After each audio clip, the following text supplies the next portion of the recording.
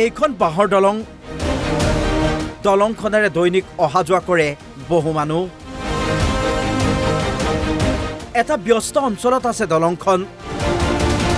দলংখন চেঙা সমষ্টিৰ কাছুমৰা বজাৰ আৰু কাছুমৰা NC সংযোগী। এই দৃশ্যই প্ৰতিফলিত কৰিছে বিধায়ক আশ্ৰাফুল হুছেইনৰ সমষ্টিৰ উন্নয়নৰ স্বৰূপ।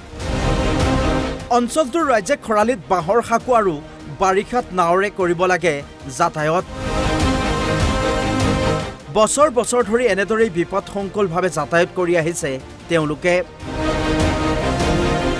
পূৰ্বৰ বিধায়ক শুকুৰ আলী আহমেদে এখন কাঠৰ দলং নিৰ্মাণ কৰিছিল,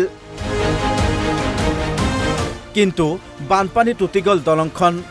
ব্ৰহ্মপুত্ৰৰ দক্ষিণ পাৰৰ চৰৰ মানুহৰ যাতায়াতৰ একমাত্ৰ পথ এইটো।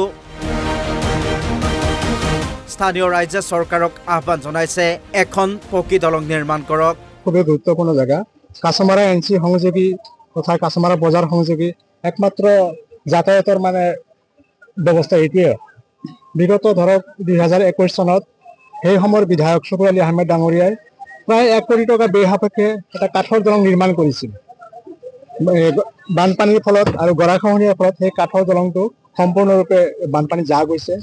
তাৰপিছত আমাৰ এই অঞ্চলৰ ৰাইজ তথা স্কুলীয়া ছাত্ৰ ছাত্ৰী বজাৰত অহা যোৱা কৰা ৰাইজ যাতায়াতৰ ক্ষেত্ৰত বিভিন্ন ধৰণৰ সমস্যাৰ সন্মুখীন হ'বলগীয়া হৈছে। আমাৰ মাননীয় মুখ্যমন্ত্ৰী তেখেত নিজেই গড়কাপ্তানী মন্ত্ৰী, তেখেতক অনুৰোধ কৰি জনাওঁ যে আমাৰ এই অঞ্চলৰ ৰাইজৰ হকে তেখেতে যাতে আমাৰ এটা যাতায়াতৰ সুব্যৱস্থা কৰি দিয়ে, তাৰ কাৰণে মই এই অঞ্চলৰ ৰাইজৰ হৈ মই তেখেতক বিনম্ৰভাৱে অনুৰোধ জনাইছোঁ। ঘৰে পাৰ হ'ব লগা হয়, যেতিয়া বাৰিষা কাল আহে তেতিয়াতো এইটো অৱস্থা আপোনালোকে নিশ্চয় জানে, অৱগত। এইখন অঞ্চলৰ মানুহ চবেই অৱগত, MLA অৱগত, চৰকাৰে অৱগত। আমি সিহঁতে সঁহাৰি দিয়া নাই আমাক। আমি এইবাৰ কৰ জোৰ কৰি কৈছোঁ, অনুৰোধ কৰি কৈছোঁ চৰকাৰক, MLA চাহাবক, মিনিষ্টাৰক, যে আপোনালোকে আহি কেনে চাওক, আমাৰ সমস্যাটো চাওক আৰু আমাক সমাধান দিয়ক।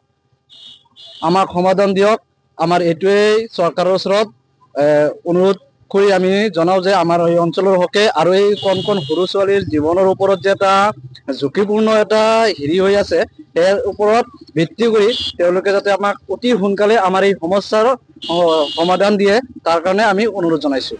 বিধায়ক আশ্ৰাফুল হুছেইনে এই ক্ষেত্ৰত বিভাগীয় কৰ্তৃপক্ষৰ ওচৰত বিষয়টো দৃষ্টিগোচৰ কৰিব বুলি আশা প্ৰকাশ কৰিছে অঞ্চলটোৰ ৰাইজে।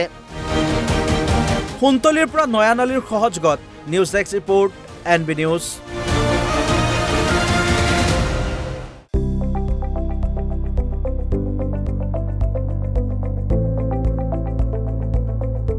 NB নিউজ, সহজ সৰল ভাষাত নৱভাৰতৰ কথা।